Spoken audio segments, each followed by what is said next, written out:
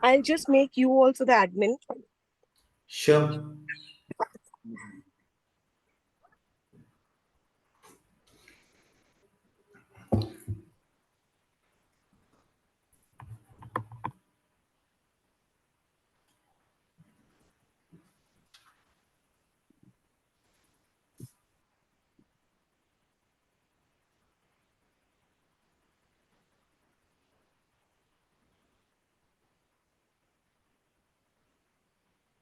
Hi Vinoj, how are you? Hi, Girish. Good to see you. Good to see you. What time is it? It's 11:30 in the morning. My.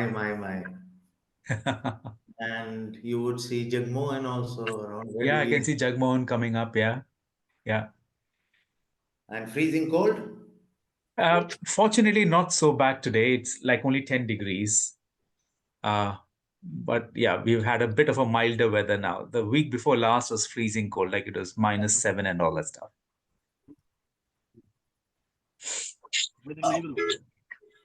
So, Vinod, sir, I've just started the recording as well.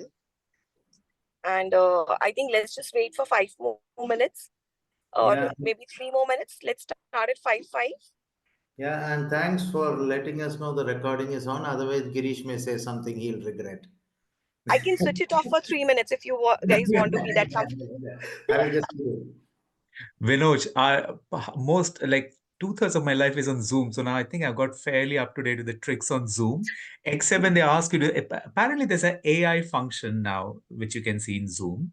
And there are all these different things or whiteboards and all that stuff. So I avoid that. But all the other tactics, I think I can keep them. Anyway, I know No. that the topic is really fascinating. So I'm really glad you're doing this. But there's only one of you, and then we have Rajat there. Hi, Rajat. Now that we are such a cozy small group, you can get on video. I'll just Yeah, send I'm just technology deficient.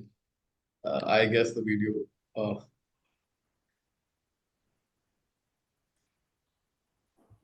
Hi Vinod. Hi Girish. Hi Rajat, how are you? I'm very well. I'm PRM 6. Yes, I know you by name. I Yeah, may have met you just about once. Yes, But actually, I do recall. We probably, yes, few years you're ago. you're Minu's batch, right? That's right. Ah, yes. I- I must have met you at Vinoj's place in one of the Gurgaon get-togethers. Right. But I've heard a lot about you from Vinoj and Shankar and a few others who have been in touch with you, like my batchmates. Okay, I would have been a bit concerned whether it was mostly good, but given the names you have mentioned, their credibility itself is. Yeah, I won't vouch for Vinoj, but from Shankar you don't get a harsh word about anybody. Couldn't agree more.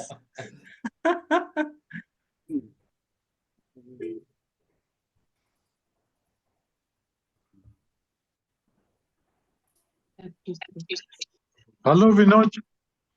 Hello. All the best. Thank Is that you. UD? Yeah, There, Oh, yeah. wonderful. he's Rajat's batch. Yeah.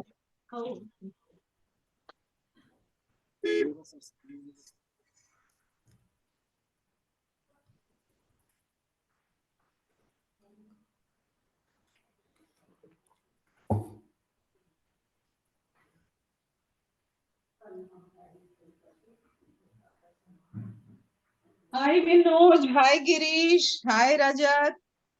Hello. Hi. This is Malika. Oh, hi, Malika. How are you? I am good. I just rushed back from work to join the chat. Oh, wonderful. Wonderful. Thank you. Why can't I see people joining? Yeah, I was just wondering that as well. Hi, Malika. Because I can just see, I can't see Malvika on any ID here. No. I'm sitting with Yudhvir. Yudhvir Singh Chaudhary. Bias Chaudhary is the ID. Oh, YSC. Okay. Yeah. Okay. Yeah. Hey, Yudi, how are you doing? I'm doing well. I miss you. When are you coming to Cal again? Will soon. Good. How is Sarthi going along? Getting along? Good. Yes, it up. yeah. Looking forward to catch up soon. We'll call Yeah. you and read. Yeah. Come for sure. I think today we have a Yes. very geographical diverse group present on this call today. I can hear all time zones and all different kind of temperature measurements being shared. That's true. By the way, let me also introduce, since you guys said so much. I was just going to say that. Yeah, that'd be great. Yes, this is Ritu Kejriwal. I'm from PRM 27. And I'm Hi, here Ritu. just to facilitate the call and to ensure that technically this goes through without any mistake or error throughout. Thank And you. Ritu, where are you based? I'm based out of Bangalore. Okay. And I presume you're stuck in a road. Oh no, actually, like we just stepped out, got bored at home, so we came to Mysore for a drive. But I didn't want to hand over the hosting to someone at the last minute, and I said, let's just do it. Thank you. And how long does normally now Bangalore Mysore take? It's just like 1 hour 40 minutes with the new highway. Wow, about 15, 20 years back, I used to work in Mysore, and by bus it used to take me 3.5 hours. Uh, I think we can factor in traffic now to still have that much time taken on the road. I think it's just been an anomaly today. Otherwise, it's around 2.5 hours. But this new highway, it's like superb. You can like drive non-stop at 120 or 100 plus. Wow. I suppose you might need more time to get out of Bangalore in the first place, isn't to get to the Yes. highway. That's what Yes, might take you more time. That's the trick. You to just get out of Bangalore in time, then the roads are like superb. Yeah. So I've broadcasted in all the IRMA groups that I am on to say that the talk is just starting. Let me also just remind. So Vinoj, you can pay me a nice commission when we meet next. Yes, I should. But Jax is here. Yeah. No, Jax is not doing his job. That's why I'm doing it. Yeah. I was not able to get through it. Can we start it? I mean, or we? Yeah, I think we should start because anyways it's a recorded call and people can access it at a later time. And Jax, you're the coordinator, so you're the boss. But I have a proposal. It seems to be all we have Girish, Malika, Rajat, etc. So I don't know whether you just want to have a conversation rather. Anyway, I'm I not mean, jumping. I was anyway planning to have a conversation. I mean, just me, Grish, I mean, Rajat, everyone will pitch in terms of asking. Yes. First of all, I mean, let's start. The Vinoj Manning we know in our class in IRMA was a very carefree guy, just with a high pitch laughter, and for everything, just say putting a hand on the shoulder and saying, "Boss, it will get done. Don't worry." And then I see down the line, suddenly for last 6 odd years, your organization, which is IPAS, the Development Foundation, for last 6 years consistently, it is emerging as the among the top 50 places to work. Not only that, among the NGOs, it is also the among the safest place for women to work, and which is very interesting because your organization fundamentally deals with the woman, uh, health related this thing. So why don't you start how this, while we understand the result, how this journey started, how the process happened with you have been there for quite some time, and it will be very interesting to know the process you have adopted over the period of time. Mm, Yeah, I would have stuck. I would have preferred sticking to the presentation. Then I would be in control. But again, a correction. I was carefree, and I hope I'm still carefree. And I also hope that is my okay. And you will vouch for it. I My philosophy has always been it will get done, but even better is somebody else will get it done for me. right? So that stays the last how much 40 years. That stayed a constant in my life. But having come back to it, I obviously am very super proud of the fact that we are invested in building a culture. And there are two pieces to it. One is the whole thing about it organically, what you put on the table as a management, as people of influence within an organization, people respond, right? So when I'm speaking and right through to all these questions, it's not just very structured, planned, but I think there is a lot of, what do you call it, play by that happens. We say do something and it gets responded and so on and so forth. But coming back, I would think we do have an advantage. Like I was telling Jagmohan, we have an attrition of 6.5%, which I think Google has 15%. And many of you here run organizations. These are good numbers. Uh, but uh, only part of it is happened by design, as I said, but part of it just rolls out. So one is primarily, I think the biggest advantage we do have is the mission that we work in. And then if we center everything in terms of hiring people, orienting them, etc., uh, around the purpose, if they see a link between their purpose in life and the why in their life and the why of IPAS, I think half the battle is done.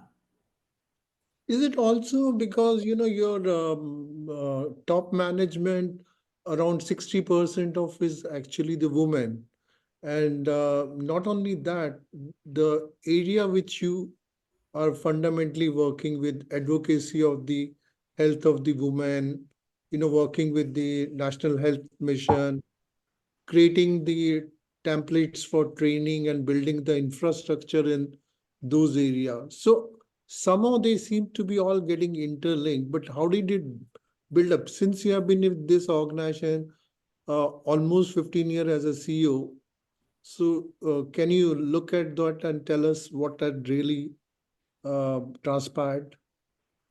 You know, yes, and there's a bit of personal, what do you call it? Well, about me in it itself, in the sense that before I joined IBUS, I knew about abortion, but you know, I didn't really know much about it.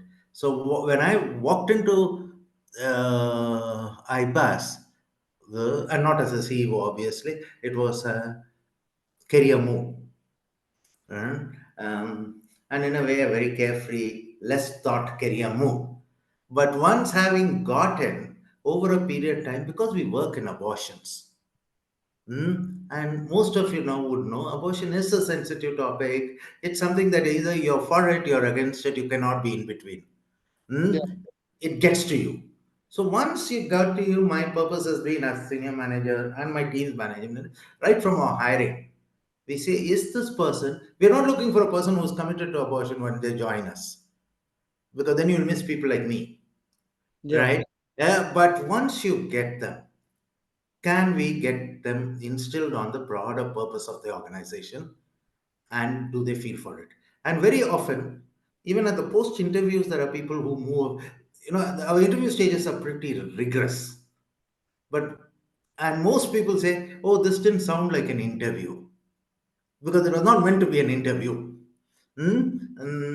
And quite often, as a thing, for the senior positions especially, what we do is the interview starts with what we quote unquote call a orientation presentation by probably the junior most looking person in our office.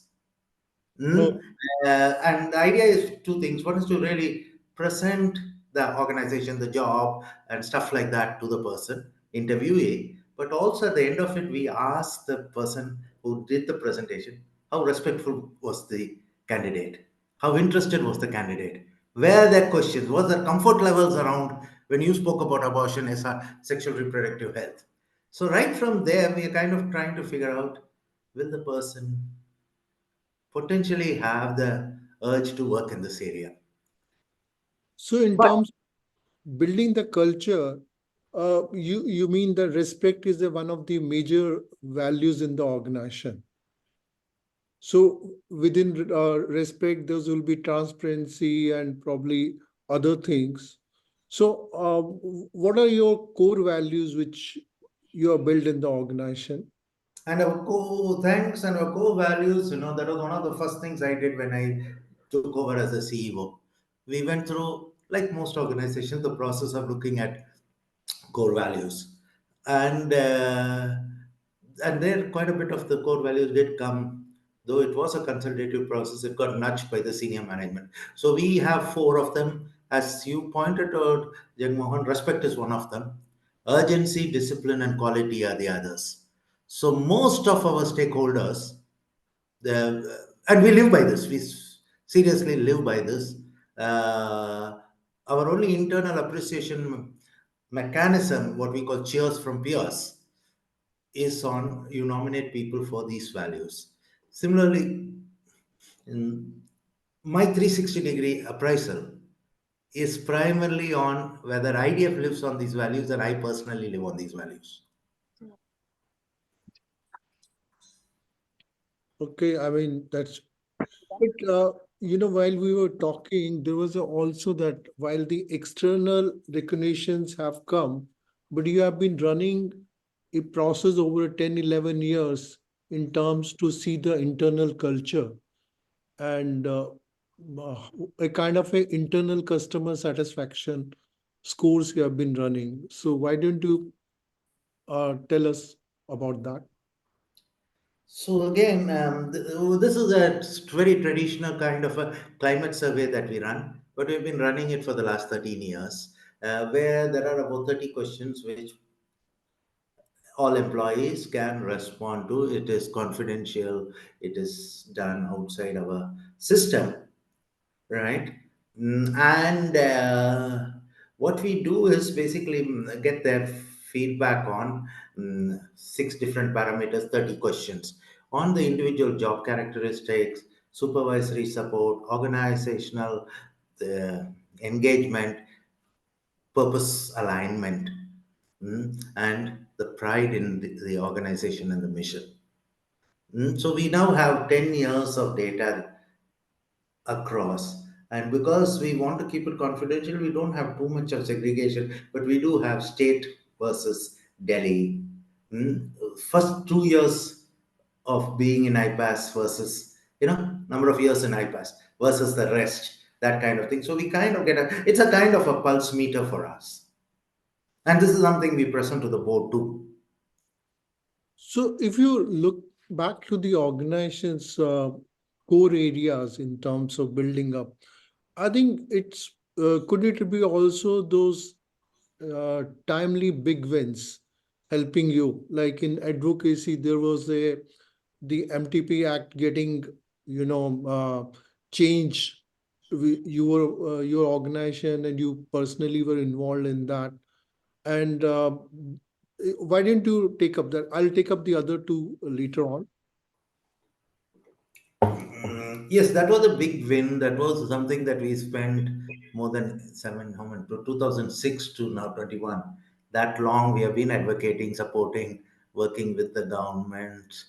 And governments had changed over the period of time. People had changed. To do that, it's also one. But coming back to organizational, the HR, the feeling, that kind of big wins, more than the big wins, it's the big losses which tied us together. Mm, Just prior to COVID, we had a 61 large donor. And in our kind of mission, our kind of work, we don't have a bouquet of donors, right? There are not too many donors out there making a line to our office saying, we'll pay you. Girish may be on the other side.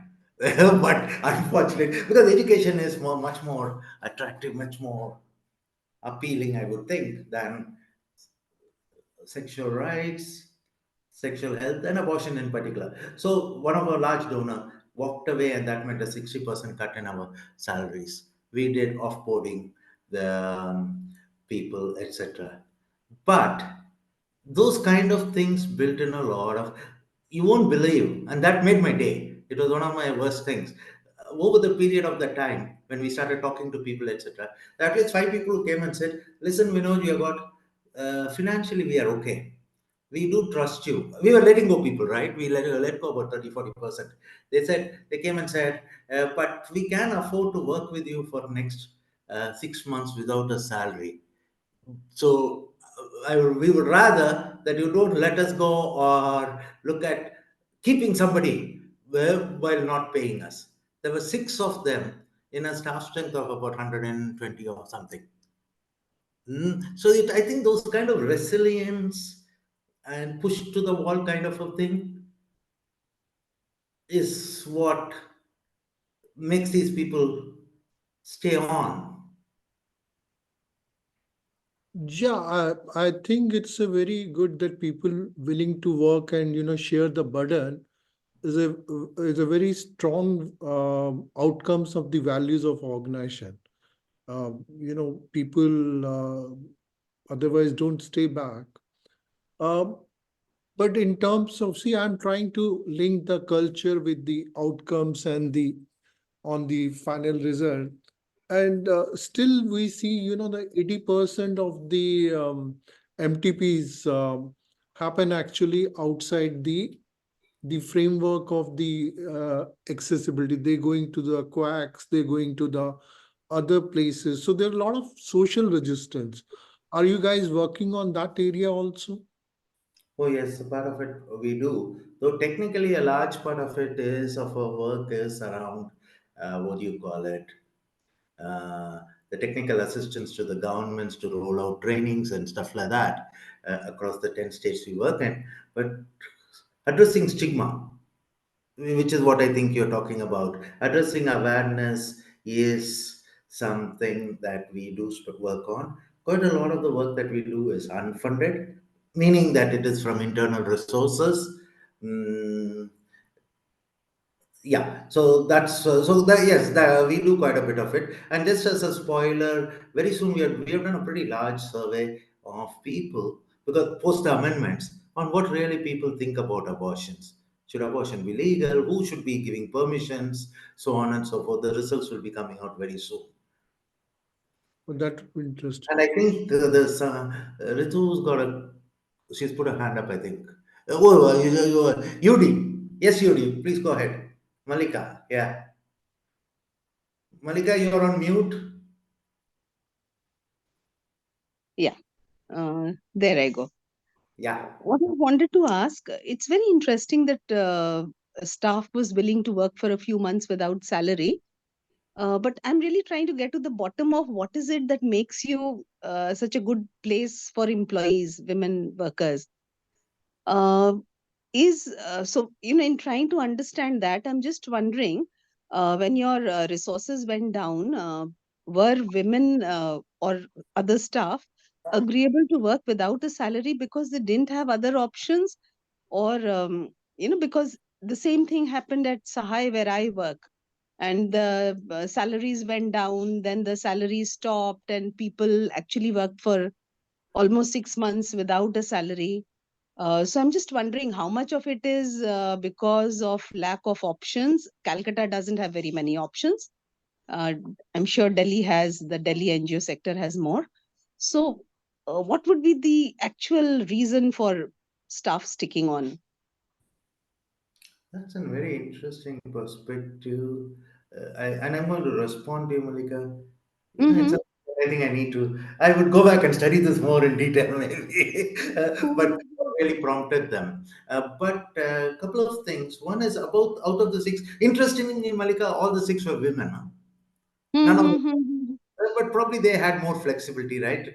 To absorb. One would assume that. Yes, possibly that. But out of the Mm-hmm. six, at least three of them were highly qualified professionals.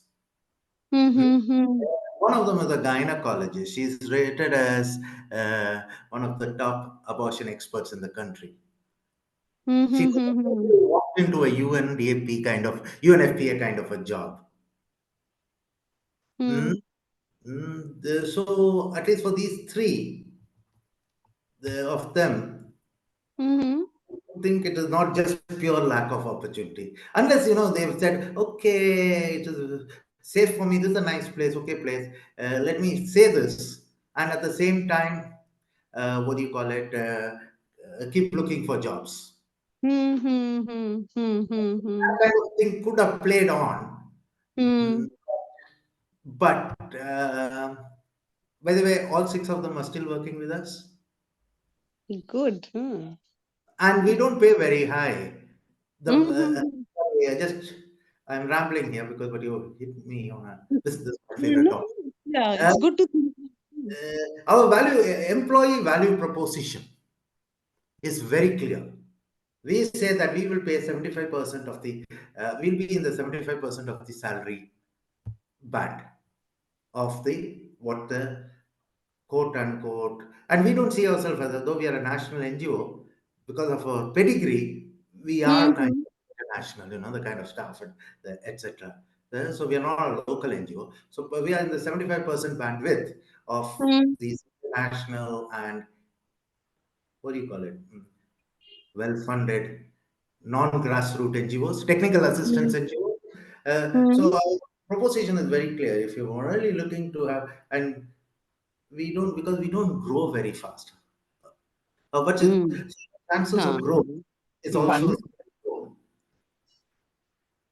So, but we say, but if you come here, you have a lot, you get lots of other things.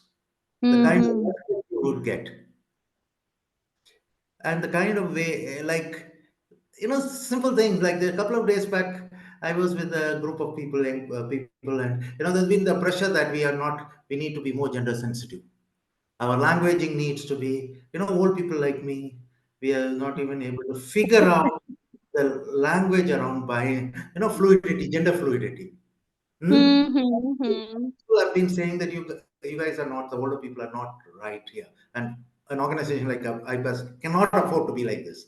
So then I just turned around, this is the girl who had joined us just about a couple of 2 months back. So I asked her, do you Hmm, think so? I said, I don't understand what these people are telling me. What do you think? She said, that's one of the first things that struck me. There is language hmm, available today which was not available during your times. hmm, hmm, hmm, So hmm. move. So you people should move. Hmm, Somebody who's just 2 years, she's 5 levels below me. hmm, hmm. There's such a thing. Yeah. Simple. Uh-huh. Yeah, sorry. So, Hmm. coming back to this thing, because do you think that your employees' uh, personal passion and organizational passion are somewhere getting converged? And when you try to look at, there's a lot of focus happening on health currently. So, National Health Mission is there. You have been working with them. So, is that helping it in terms of people? First, in terms of accessibility of more places to for women health, and second is the cost also coming down, because these are the two consideration, only the accessibility and the cost which women have to pay. But also the stigma, Yeah. Jagmohan. But yes, because what do we do? As an organization, we work with the 10 state governments. We create about 800, 900 new providers every year. And these 900 new providers are all based at the PHC level. So it's a lot of, as you said, a lot of decentralized abortion access we are creating. And we do contraceptive work also at the periphery. So addressing the issues of cost as well as access. Okay, what are the further areas which you think uh, probably your organization, if takes that health, like health, can it be become further in terms of add-ons, in terms of adolescent girls and the doing that, maybe the education at school level, so they are very conscious about their rights and whatever is available? Do you think that would be somewhere figure in your future? Yes, couple of things. The broad things for the next 3, 4 years is couple of things. One is we are working exactly as you said, working on adolescence, working on access and intersecting it with digital interventions to reach them. The other one, and I hope there's no government person sitting here, we are also planning, given the Girish and others would know this, the tough times NGOs have in our country. We are planning to also, what do you call it, set up a private sector agency outside the country. And we are going to start doing, and at least that's the reading of our future of the organization. We may get into setting up a consulting firm actually for development sector. So there we are going to be agnostic about what areas. Like in IPAS, we are super focused on preventing and managing unwanted pregnancies, and we are not going to go beyond that. But whoever is going to run this company will also have a freedom, will be unshackled to do other things. So these are the two broad areas. Working with adolescents, looking at leveraging digital technologies is one. But the other one is just completely transitioning into a, I mean, not transitioning, sorry, adding on a private intervention, private structure for profit. So, in terms of leading and building the culture of the organization, uh, how much of you have taken away from the your previous wherever you worked, like you worked in NDDB, you worked in, I think, with Swiss Development Foundation also. So, how much of these ideas you also picked up from them? I My role model is Dr. Kurian. And the other role model I had was a boss that I worked with in my first job in the development sector, which is the IPAS, I mean, International Development Enterprises.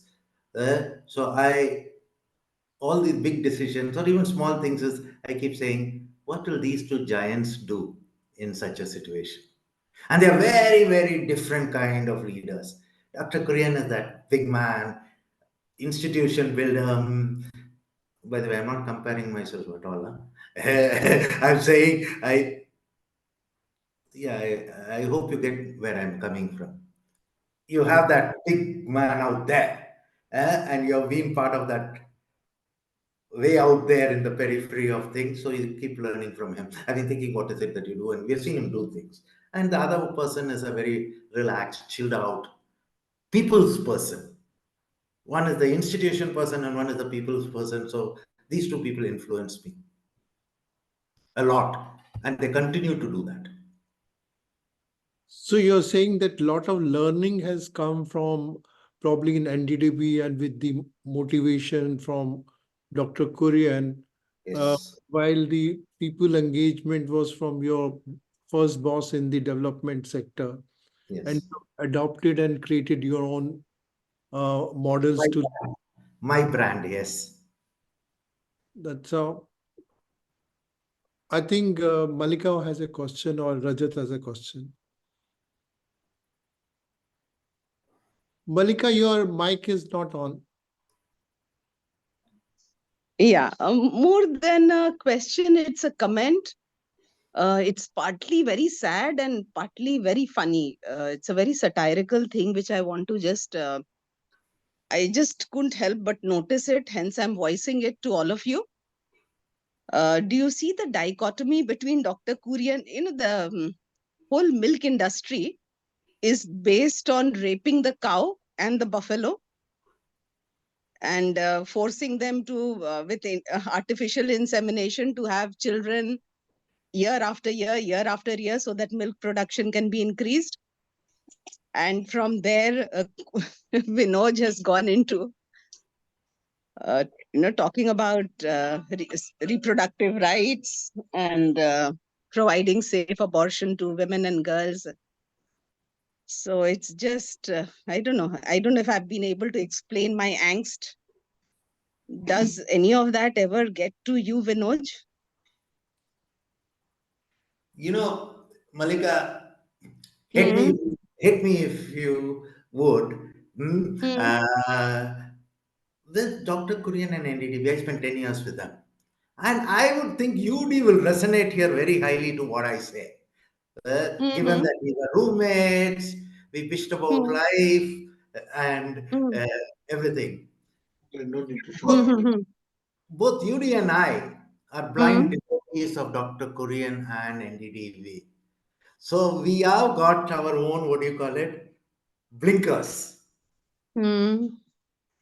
Mm, Right. yeah.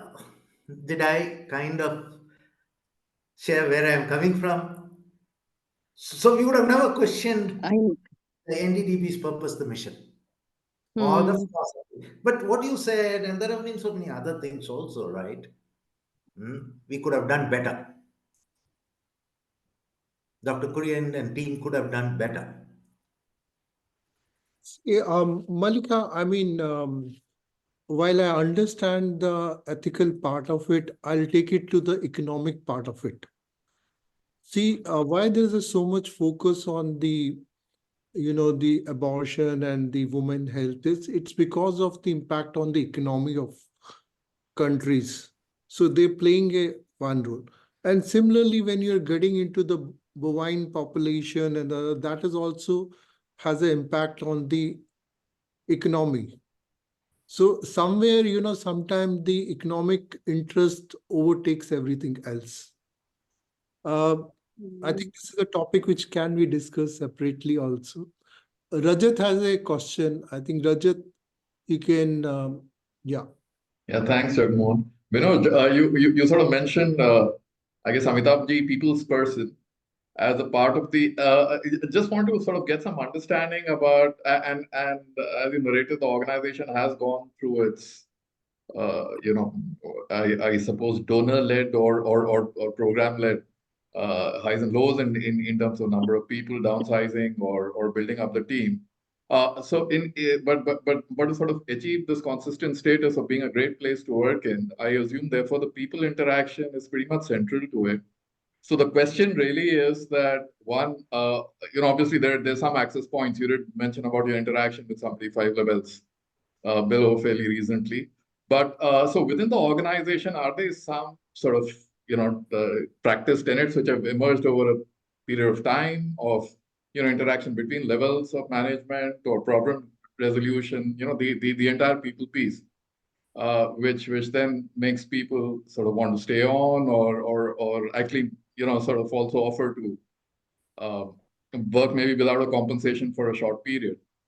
So that's what I wanted your comment on how you go about that.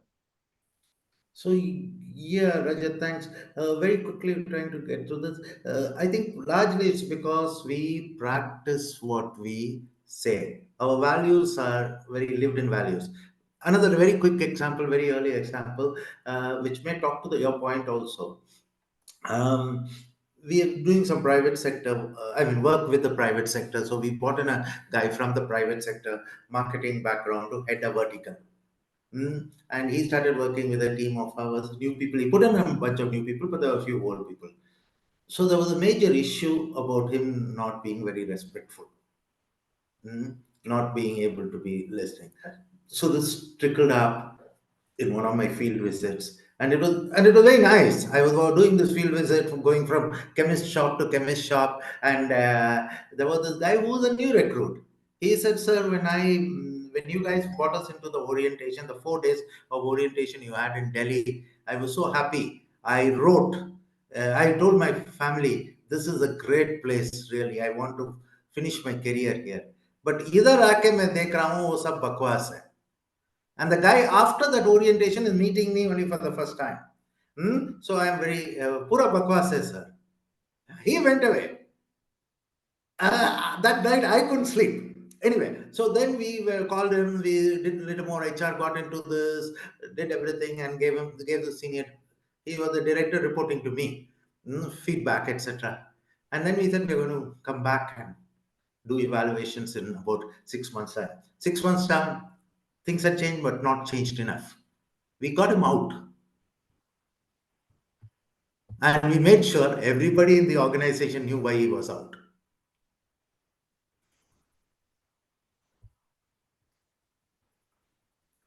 So people would think when we talk values or we demand values from, people adhering to values, they would say that it's applicable to everybody.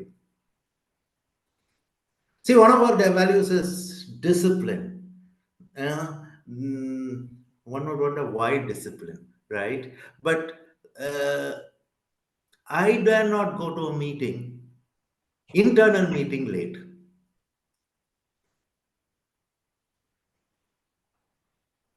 None of my senior managers, unless you're late, then you write or you tell people that you're going to be late. So I think the respect for everyone, respect for everyone's time, although they look very basic values, but they have a much wider impact. Um, and even maintaining the transparency why someone has to quit or not quit, and I think these are very uh, good values which probably has taken you far. I think let's have the floor open. I mean it's already open, but I think Yudi is there and Grish is there. I think Girish has got his hand up, by the way. Yeah, thank you, Jagmohan. I think your questions were really very incisive and insightful to get the right response from Vinoj. But Vinoj, that's been very fascinating. I was quite interested to hear about how you made the connection between vision, purpose, values, and how do you live those values and demonstrate it, because that role modeling, especially by the leadership team or people in positions of power, is so very important. I just wanted you to unpack a little bit more about this concept of safety, especially in the kind of organizations you're in with the large proportion of women. Safety would mean lots of different things to different people. Of course, it's about physical safety, but also we hear a lot about psychological safety. We hear about issues of discrimination or non-discrimination. In a very diverse country like India, where people come from all different backgrounds, that can be quite a task. And I suppose all that contributes to IPAS being a safe place. Uh, so how do you actually promote that? Are there any specific measures? Are there any specific focal persons who are responsible for keeping an eye on that? How do you nurture that? How do you create safe spaces for people to talk about issues that they would find hard to talk? But before you start answering, I also want to compliment you for the fact that it's not just 1 year that you've been ranked high. It's that consistency. It's easy to achieve the number one position, but to stay on that consistently when you have at least 6% of the staff coming in and out, that's a super achievement. So congratulations to you and your team for that. But yeah, help me understand a little bit more about the concept of safety. Thank you. Girish, you picked up one of our issues which we think we need to do much more. Mhm. We've ticked the hygiene factors of safety. The physical safety is easy to handle, with women, redressal mechanisms, etc. Voicing it and saying what is accepted, what is not accepted. The hygiene factors we have ticked, but I don't think we are doing enough for the emotional issues, and more than that, even unpacking. If it takes a bunch of newcomers to come and tell us that your conversations at lunch table are biased, they are not appropriate, they are hugely, in a way, if you really look at it, it will tick off your hygiene levels. So that shows that we are not really. I mean, so this is an area I do think we need to work a little more. But what I think is going for us is that people are able to talk and people are able to listen. I think that's really important. And that's what I mean by safe spaces. Like if somebody feels something is amiss, like this person who joined just 2 years ago, 5 grades below your pay grade, coming and telling you that you don't know enough about gender fluidity, that shows that there is that safety. So yeah, those are really interesting concepts. So it doesn't mean that everything is up there, because as human beings, we always evolve, our thinking evolves, organizational systems and culture evolve. But I think the essential thing is how do you create that space for people to feel safe to talk about it, in the knowledge that it'll be listened to respectfully and at some point in time addressed. So yeah, thanks for that. Thanks for that honesty, Vinoj.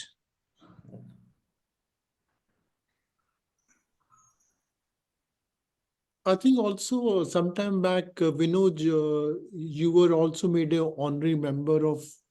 So you can we call you Dr. Vinoj Manning or? Unfortunately, not. But if I was a politician, I would have added this. Yeah, why don't you share with how that honor came up? It's a big honor. It came out of the blue in a way. You may know this was given by the OBGYN Society has a college called the Indian College of Obstetrics and Gynecologists, which provides fellowships to people who pass. Members are all gynecologists, but fellows are those who pass through certain courses and training programs. It's one level. After the post their what do you call it, MD. But they also give honorary what do you they invite some honorary fellows, couple of 2 people 3 people in the year. Last year it was the Irma connect to it. It is Nitya's sister, Somya Swaminathan, who was one of the people who got it. So I got that, and I think partly it is for what you said. One is we have been consistently working in the area of abortion rights. At a time of rights when rights is a dirty word in our country, and also because of the amendment change, which has been kind of huge. The abortion law change. I think that's the reason they gave it to. And also to be at the right place. Actually, somebody asked me and I explained this and I believe this. I was lucky to be in the right place at the right time. Right, to be the CEO of IPAS, and IPAS is an abortion area, engaging in the Amendment Act for the last few years. But you also made the uh, what do you call the right work, right opportunity you encashed also, no? You can be in the right place, but if you're not doing anything, it doesn't turn out to be No, anything. I agree. No, no, no. I won't play falsely humble on this. Okay. As Narendra used to call me, what was the American term? He said, "You're that oh shucks type of guy." No, there's no oh shucks here. Okay. So I think anything which you feel you want to share further with us in terms of your long-term vision, any areas where other people can be of any help in terms of um, resources, volunteering, or anything where you feel that probably a broader group can be of help, whichever, whatever way. So let me share with you one of my biggest concerns. I mean, long-term concern, not my biggest. When you're working in a small organization like mine, every day, every week is a crisis, right? Because small things have disproportionate impact. Like when you were in Bharati, if 3 people left, three of your number, 2 people below you left, or even 2 people left, you won't care a bit. Here, my operations will come to a crash. We'll have burnouts at various levels. So, but other than that, my bigger worry is in a couple of years, I'm going to retire, right? And this is an organization where the senior management has invested a lot. So I move out. I have a bunch of 3, 4 people who are very instrumental in building this organization, building this culture, keeping invested in this. But when I move out, if we don't choose right, if a couple of them move out also, the new CEO is going to have the new direction she or he will bring in, which is perfectly fine. But if they lose the second level, IDF may change. So I don't know. This whole transition, it's Hopefully, if things go well, it will be 4 years down the line. I will have about a year and a half for transition. But this is one of my biggest worry. So I would be using whoever I can to be a sounding board. And we will need probably a diverse people to help us in the process of identifying the right, even the right strategy of transition. When, how, how soon is right? Because too soon also is a problem. Too late is a problem. And one of the biggest lessons I learned from Dr. Kurian is if you say you're 65, get out and go to South India. Don't hang around the Vasant Vihar offices. I'm sure that, maybe some of us will come back to you, give our thoughts, how can be of help. But I think it has been a very interesting conversations. Um, Maybe we'll probably have it with a wider group, and a lot of other things will also come up. But I think we all must congratulate you, Vinoj, for doing such a good work. It's not only the recognition has come because of best places to work. I think it is also because you're the one of the best to work with. So, so that's from our side. Anything anyone wants to add?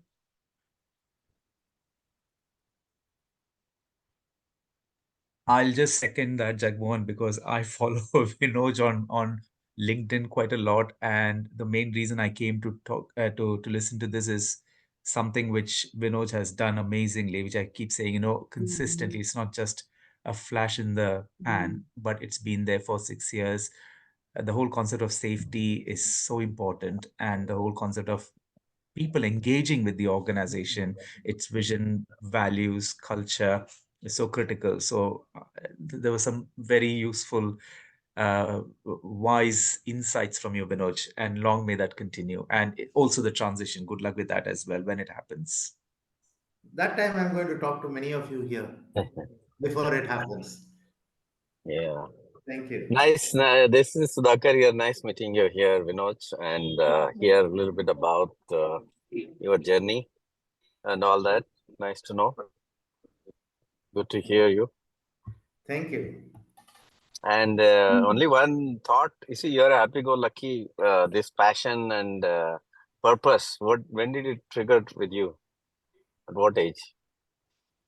I know you've been at it for 20, 25 years, but what triggered that By the way, both can purpose? exist, right? Both can Yes. exist. Deep passion and being happy to go lucky, which is one of you, like Yeah. you. Hmm. Like you. but uh, but No, I you came across during the college as a easygoing and generally taking everything lightly. But now I see a different personality where you're so purposefully committed to impacting lives. I ask myself, see, a lot of people are there in corporate, in our class itself, but then if someone asks me, for example, how many lives have you impacted? Socially, if you measure success by that, I think all of us have a very limited scope. But guys like you have really done wonders in the social sector. You also, Girish, also, you are in the job of impacting lives, which is very commendable. That's what I would say. but I And know this. and also Jax, it's very nice to know what I call as learning from each other, especially the journey part.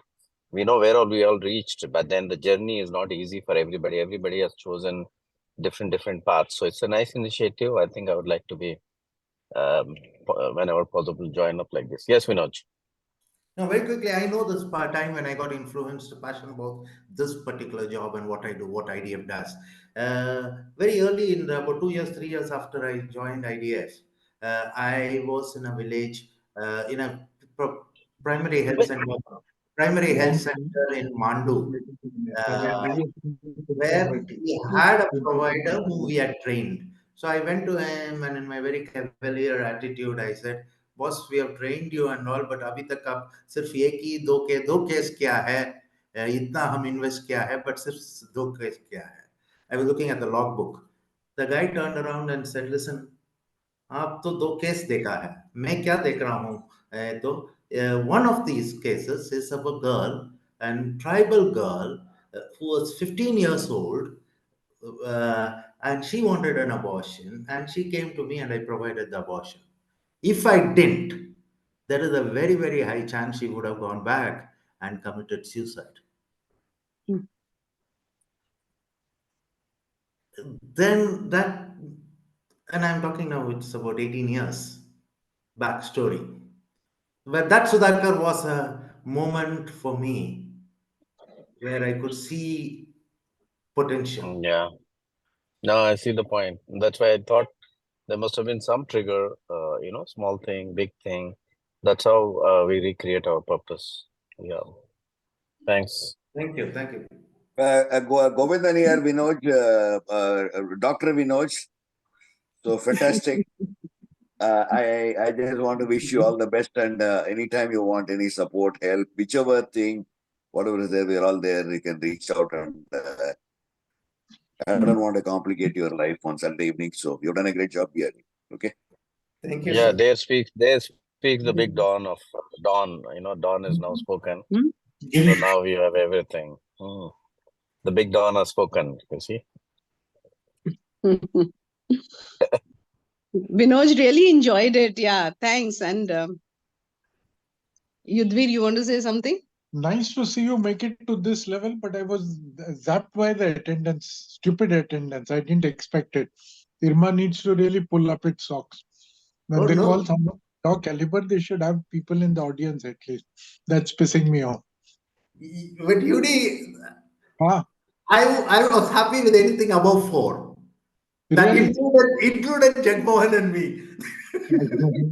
No, I would also say that it's a marketing failure. I think whenever such thing happen, the hype that you can create, the way you can market it, the way you try to say that there is something for everybody, everything.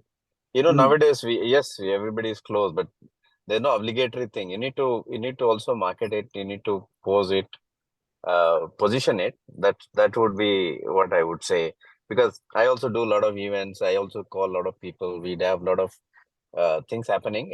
You need to really take great efforts to market an event and get people nowadays, especially when including this one, of course. Nowadays events galore So who every takes day. the responsibility? Whoever we are organizing, we should have leaflets flown around, create a buzz around it, and then make people come. But it's a good start. Things pick up slowly, UD. But your point is valid. Things start, things take some time. I think, sir, a recording will also go to the channel, so people will have access to it. I can understand that maybe the audience is not Okay. that big, but Agree the with all the talks are available on the channel. agree with you. I wish they were. It's their loss who haven't attended. Yeah, it's their loss. Yeah. Mm. But let's get on. Yeah. So I think we Yes. have Sanjeev Bhargav also was trying to say something. Bhargav?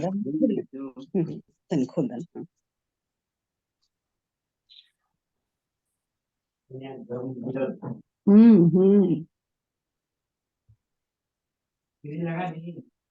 Sanjeev, you can unmute and say. Anyway, Sai, can Jax from what UD said, you need to create a FOMO, fear of missing out. So that's when you can get more people to get in. Yeah. okay, I'll explain you separately. It's not the event. I'm just a moderator here.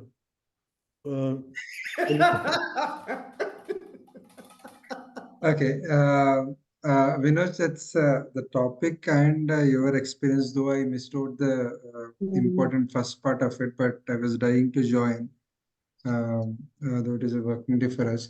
So it has been fantastic knowing about your thoughts on the connection between the purpose, the intent, and how you have been sailed through, especially for elements who are into organizations which are creating social impact, but relatively small. I can very much resonate with you when you were saying, मुझे भी कभी-कभी ये होता है कि when I plan of organizing an annual event to sort of discuss the vision and the strategy for the coming 3 years, 5 years, I'm stuck. Because whom am I talking to? Many of the times, more than 75% of the team members are 1 year old or few months old. Many of the times. So is the founder or the lead person only the part of the organization, or many of the times it also occurs to me, should we be counting on the alumni who have passed out, who shared their values with the organization for quite a bit of their life in the journey, and they who chose to move on and joining some other organizations or some other context and all. So it has been always a dilemma for me to sort of look at how to make the organization a best place to work and sort of make them the part of the journey. In your case, you resonated, Vinoj, on the tiny size of the organization and its implications. But how do you see to work with or build a larger context with maybe some of the people who work with you earlier, sort of so-called quote unquote alumni of the organization, if not an education institution, and a large network of well-wishers as well. Typically, organizations like us, it is many people, very worthwhile individuals do want to share their work with us and sort of exchange ideas, but they may not be working with you. So, how do these two play in making an organization a best place to work? It would be good for me to listen to your thoughts. So I thank you. And many of us may be in these similar situation of small organizations at levels where we can influence things and stuff like that. I can answer the first one, the second I won't. Because one of the things that we don't do too well is network and build networks that you talked about, well wishers. We are not too good at it. But for the other one, we have an advantage because my 50% of the staff are more than 6 years old, right? Because our attrition levels are low, etc. But more importantly, is the second level and the third level are at least 6 7 years plus with IDF. Some of them are like my immediate next level, if you really look at it, is what we call the chief technical officers. There are three of them. They are all 15 years plus in the organization. So they own the organization as much as I do. So I don't have that problem of internal sounding board. But as as Jagmohan also said, it is about reaching out to you people. 2 years back, I wouldn't even have been here because I would have shied away from talking about all this. So we are now forcing ourselves to say, not only talk about ourselves, but also network, share ideas. We are learning that. Sorry, I have not been useful, but. No. Yeah, the clarity that you gave also is useful because it gives a context to understand. Yeah, thank you very much. Thank you. Sanjeev, if you are there.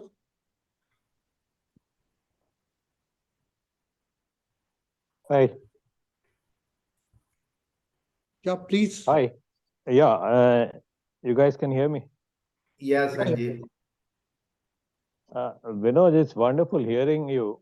And more importantly, the last point you just mentioned that you would have shied away from speaking about or getting into a discussion like this. Well, I think so. Many of us would be in a similar boat, shying away from discussing this. But it's good that you had the conviction and the courage to get into this. And I would want to wish you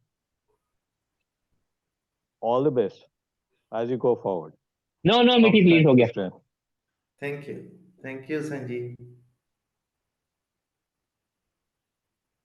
I think we'd like to thank everyone who came, and I'm sure that next time we'll get more of your friends.